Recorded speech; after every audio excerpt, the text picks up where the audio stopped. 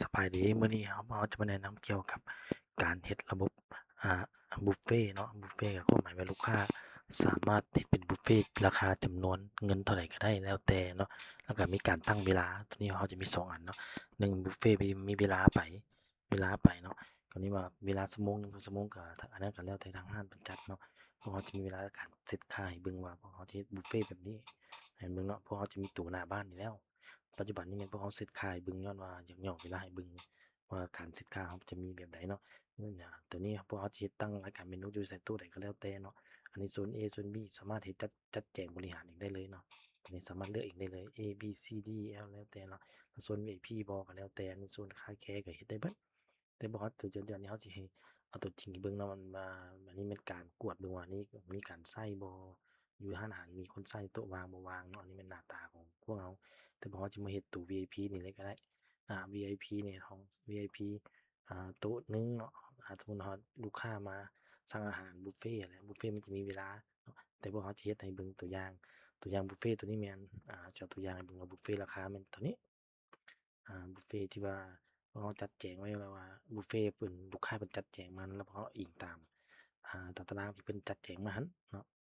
แล้วพวกเราสิจะเบิ่งเนาะบุฟเฟต์แม่นตัวราคาเท่านี้ บุฟเฟต์มันราคาตัวนี้ตัวนี้เนาะรายละเอียดผู้ใหญ่199,000กีบต่อคนเด็กน้อยลงสูงหาตัวนี้ลงต่ำหาตัวนี้เสียเงินอยู่149,000อันนี้มันตามตารางเลยเดี๋ยวเขาจะมาเข้าเรื่องตู้บริหารเรื่องการขายเลยเนาะนี่ปัจจุบันเราจะเลือกโซนไปเลยเขาจะเขียนคำว่าเมนูนี้ก็ได้แล้วแต่สามารถมันจัดแจงได้หมดทุกอย่างเนาะนี่พอเขาเซตค่ามันเป็นบุฟเฟต์ตัวนี้เขาจะว่าจุดตรงนี้ก่อนหรือว่าเลือกโต๊ะก่อนก็ได้ แล้วแต่เขาจะเฮ็ด2วิธีให้เบิ่งเนาะสมมุติว่าติ๊กบุฟเฟต์แม่นพวกเขาเซตค่าไว้แล้วเนาะเซตค่าแม่นตัวนี้เด็กน้อยต่ำกว่าอายุเท่าใดฟรีเนาะมันก็จะมีรายละเอียดผู้ใหญ่199,000อันนี้ราคานี่มันฟรี0กีบเด็กน้อยต่ำกว่า100เมตรลงมาเนาะอันนี้ลงสูงอันนี้พอจะเฮ็ดตามแล้วแต่อันนี้ขั้นตอนนะแต่พอจะเฮ็ดตัวอย่างให้เบิ่งว่าผู้ใหญ่มา199,000กดเข้าไปนี่ปึ๊บแต่ขั้นตอนตัวนี้ มันจะเป็นบุฟเฟต์แต่ว่ามา5คนเราต้องกดได้5อันเนาะ5อัน5อันเพราะว่าเราบ่สามารถจะกดอันเดียวแล้วเลยกดในนี้ปุ๊บ1คน2คน3คน4คน5คนอันนี้มันขั้นตอนการเซตค่าเนาะตัวนี้เราจะเริ่มไปเลย195บัดนี้ตัวนี้มา5คนบัดนี้ลูกค้าจะสั่งอาหารหยังก็แล้วแต่สั่งเครื่องดอกเครื่องดื่มเนาะสั่งข้าวเปียกบ่สมมุติเนาะอันนี้สั่งข้าวเปียกอันนี้ก็สามารถมันจะเลื่อนกันไปเลยเนาะสั่งข้าวเปียกนี่จักคนสมมุติว่าอันนี้เป็นอันบุฟเฟต์เลยก็นำมา5อันเนาะ มันจะเป็นเงินให้อยู่แต่ตัวจริงมันนี่ต้มอันนี้มันตัวอย่างนะเจ้าอันนี้มันน้ำประเภทต่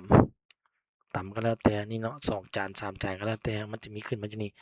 ตัวเลขตีใส่เลย2จานก็แล้วเนาะอันนี้เราสามารถลบออกได้ตามหลังเนาะแต่ว่าเราขั้นตอนที่เราเซตค่าไว้เนาะเครื่องดื่มต้มนี่ต้มส้มแล้วแต่เครื่องยำทะเลนี่ยำทะเล99,000จากจาน5จาน6จานก็ตีใส่เนาะอันนี้เป็นตัวอย่างคร่าวๆเบิ่งจานนี้ตัวนี้เป็นจำนวนเงิน ที่ว่าเราสามารถลบออกได้เนาะกดชนี้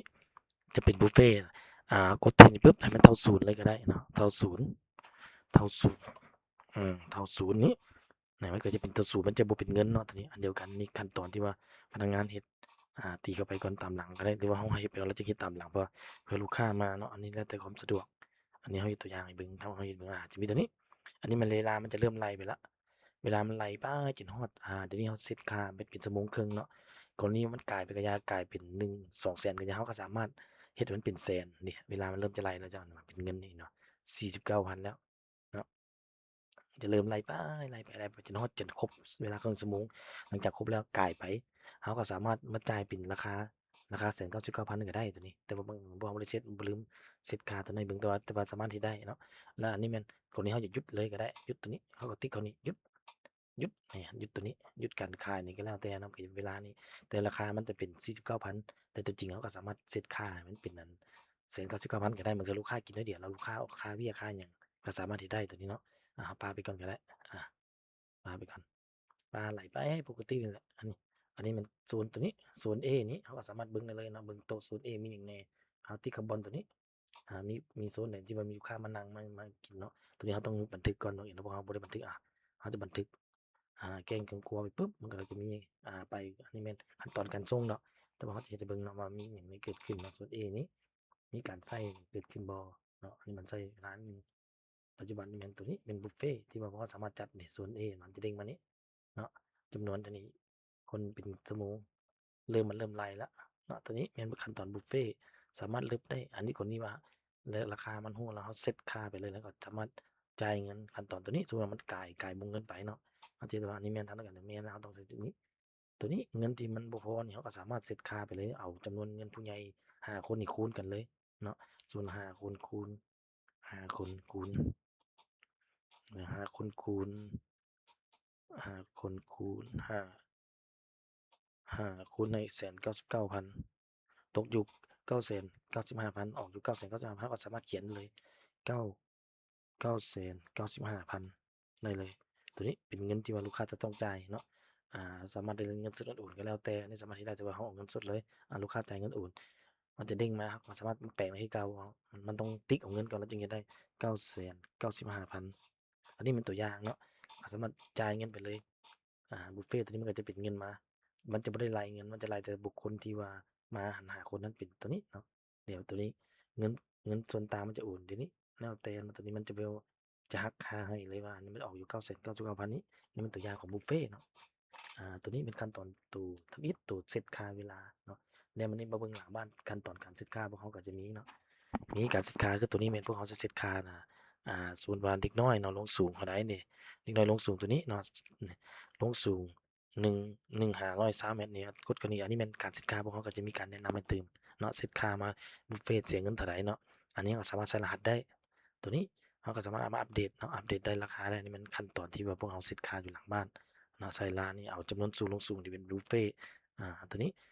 ผู้ใหญ่คือกันผู้ใหญ่ก็สามารถเฮ็ดได้เนาะผู้ใหญ่เสียเงิน149,000 195,000นี่กดเข้านี้เลยใส่รหัสแล้วแต่ทางร้านสะดวกเนาะเราก็สามารถเซตค่าได้อันนี้เป็นการเซตค่าอยู่หลังบ้านพวกเราเนาะแล้วตัวตั้งเซตค่าเวลาหั้นเราต้องมาสร้างอันนี้แม่นเราจะให้เบิ่งคร่าวๆเบิ่งเนาะตัวรายการเมนูนี้เพิ่มรายการเมนูนี้เมนูตัวนี้เราสามารถเพิ่มแล้วเรามากดเข้าตัวเซตค่านี้เซตค่านี้เพิ่มนี้อันนี้เป็นขั้นตอนของเซตค่าพวกเราเนาะใส่รหัสแล้วก็ใส่ชื่อเนาะแล้วก็ใส่นี้อันนี้ตัวนี้เป็นเซตค่าเวลามันเคยมีการเซตค่าแล้วก็ถือว่าแล้วไปใส่ราคาต้นทุนใส่ราคาขายอันนี้ก็ถือว่าแล้วเวลาเราจะเซตค่ามาให้อยู่แล้วตัวนี้มันขั้นตอนการเซตค่าอันนี้มันหลังบ้านที่วิธีการแก้นะให้ลูกค้าเบิ่งเนาะว่าบุฟเฟ่ต์มันจะมีอย่างแหน่สามารถเบิ่งกฎการได้เบิ่งโต๊ะเบิ่งต่างโต๊ะตองนี่มันบ่มีปัญหาตรงนี้ในการจัดแจงเนาะแต่สำคัญมันการเซตค่าแล้วก็การขายนี่ให้มันถูกต้องเนาะมันจะมีรายละเอียดแล้วเซตค่านี่ฟรีบ่ฟรีอันนี้แม่นตามเซตค่าของบุฟเฟ่ต์ที่มีการเซตค่าเป็นเวลาเนาะหรือว่าบ่เป็นเวลาเราก็สามารถเฮ็ดได้คือกันแฮ่งสบายตอนนั้นสามารถเฮ็ดได้เลยเนาะตัวนี้สมมุติว่าโต๊ะใหม่มาโต๊ะใหม่ก็สามารถสร้างได้โต๊ะ VIP มาเนาะ VIP มีไผแหน่แล้วแต่ทางเราสร้างขึ้นมาอันนี้มันจะเป็นอันนิดหนึ่งเนาะตัว VIP มันจะเด้งมา VIP บ่เห็นบ่มีส่วน B ส่วน B ตัวที่ใช้เนี่ยบ่ได้ใช้เนาะมีส่วน A ส่วน B ส่วน C กดเข้ามานี่ปุ๊บใน VIP นะมันจะขึ้นมาเลยส่วน VIP นี้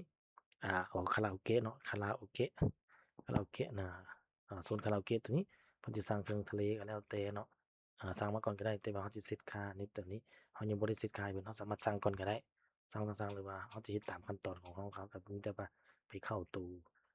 ตั้งค่าเลือกตั้งค่านี้แล้วเข้าเมนูแล้วเข้าตู้บุฟเฟต์นี้บุฟเฟต์ก็เลือกราคาไปก่อนตัวนี้สิประมาณนี้เนาะเราสามารถเซตค่าได้อันนี้มันขั้นตอนการเฮ็ดเป็นบุฟเฟต์สิประมาณนี้เจ้าตัวนี้อันนั้นขั้นตอนการเก็บเงินก็สิบ่ได้มีหยังหลายมันเราเฮ็ดให้หน้าตาของภาพพจน์ของเราว่าเราสามารถเฮ็ดบุฟเฟต์ตัวนี้ได้เนาะสามารถจัดแจงรายการนั้นให้มันเบื้องหลังของเลือกสิประมาณนี้เจ้า